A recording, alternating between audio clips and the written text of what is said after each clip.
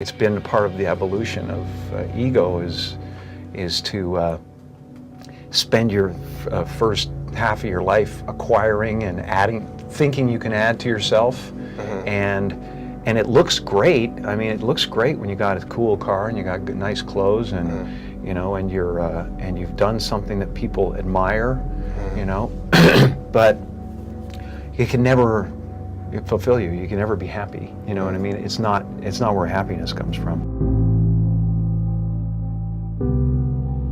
If there's anybody in the Bible who understands vanity, who's an expert in vanities, it is King Solomon. And he talks about it a lot in the book of Ecclesiastes. In fact, let's just go there real quickly.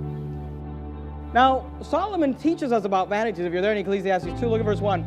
Notice what the Bible says. He says, I said in mine heart, go to now, and I will prove thee with myrrh. Therefore enjoy pleasure, and behold, this also is, Ecclesiastes chapter 2, verse 1. Notice the last verse, the last word in the verse. This also is vanity. If you read the book of Ecclesiastes, you're reading a book by a man, an old man, who has basically wasted his life. He says over and over in this book, you know, vanity of vanities, all is vanity under the sun. And God is telling us, and by the way, Solomon was saved. He was a Christian, and he was a very wise man. You could take his counsel, he just didn't take his own counsel. And he tells us, you know, what he did with his life, and he talks about the self-life. I believe that I had to become a famous, you know, idea. Yeah. And get all the stuff that people dream about, and accomplish a bunch of things that you know, that look like success. The life that pursues self, that pursues vanity, that pursues what I want. Notice what he says, Ecclesiastes 2, verse 1. I said in my heart, go to now, and I will prove thee with myrrh. See, different people pursue different things. The self-life may have different motivations. Some people pursue happiness. He says, I will prove thee with myrrh. The word myrrh means happiness, joyfulness. Therefore, enjoy pleasure. And behold, this also is vanity. Verse 2, I said of laughter, it is mad, and of myrrh, what doeth it? I wish I could tell you about conversation after conversation that I've had with people over the last 8 years of ministry. And they maybe used different wording and there was different things, but it basically came down to this. I know what the Bible says, but don't I have a right to be happy? Well, I know what the Bible says about marriage and that it's supposed to be a covenant forever, but and that, you know, I'm committing adultery if I divorce and get remarried. But don't I have a right to be happy? It's the American dream, isn't it? Life, liberty, and the pursuit of happiness. But Solomon tells us that there are some people who pursue happiness. Myrrh, pleasure, laughter, vanity. Other people, they don't pursue happiness. You know what they pursue? Alcohol and drugs. Look at verse 3. I sought in mine heart to give myself unto wine. And you say wine, alcohol, drugs, all the same thing.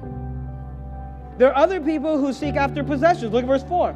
I made me great works. I builded me houses. I planted me vineyards. I made me gardens and orchards, and I planted trees in them of all kinds of fruit. I made me pools of water, and waters therewith the wood that bringeth forth trees. Notice verse 7. I got me servants and maidens, and had servants born in mine house. Also I had great possessions, and great and small cattle, above all that were in Jerusalem before me. He says, look, I pursued happiness, and I pursued alcohol, and I pursued possessions.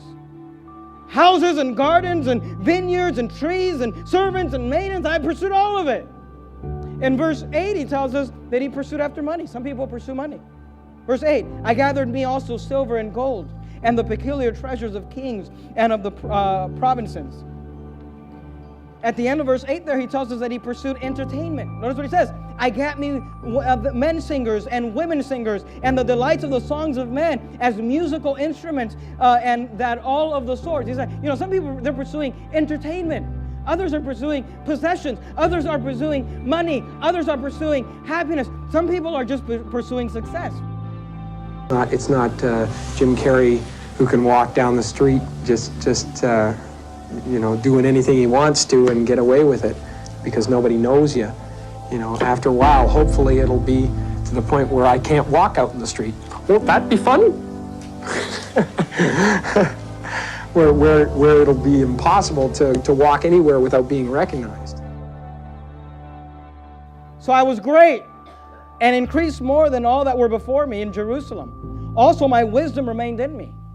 This is the one that pastors often, pastors fall themselves into all these categories. But something that pastors have to guard themselves is to guard themselves against the motivation. What is your motivation? Is my motivation to pastor the largest church in Sacramento so that I can be successful? Or is it to do the will of God? And here he says, I was great and increased more than all that were before me. And look, and we could go through the whole book of Ecclesiastes. He pursued women, had 700 wives, 300 concubines. He pursued wisdom, and he pursued education. In Ecclesiastes, he basically pursues everything that anybody could pursue. This one man pursued everything and anything that the world would tell you would bring you happiness. Notice verse 10. And whatsoever mine eye desired, I kept not from them. Doesn't that sound like a great life in the flesh? Doesn't it just sound like a wonderful life? If you had the money and the ability, the freedom to do whatever you want, that's what Solomon said. He said, whatsoever mine eye desired, I kept not from them. He said, there was nothing I saw that I told myself no to. You say, well, how did it end up for Solomon? Well, it ended up for Solomon like it ends up for most of, the rock stars and most of the movie stars and most of the rich and famous people in this world. Look at verse 17. Therefore, I hated life. I don't exist.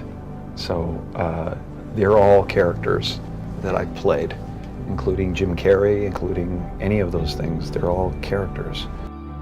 Don't miss that. Pastor Jimenez, I'm pursuing money. You're going to hate your life. I'm just pursuing entertainment. You'll hate your life. I just want to be happy. Don't I have a right to be happy? You will hate your life. You say, why? Because they're lying vanities. They deceive you. They tell you they will make you happy, but all they do is make you hate your life. He says, therefore I hated life, because the work that is wrought under the sun is grievous unto me, for all is... And by the way, Ecclesiastes is song. We're now with Solomon in the belly of the whale. And the belly of his whale looks like an old man that had every advantage in life and wasted it. And he says, for all is vanity. Somewhere in the middle of absolute confusion, absolute disappointment, absolute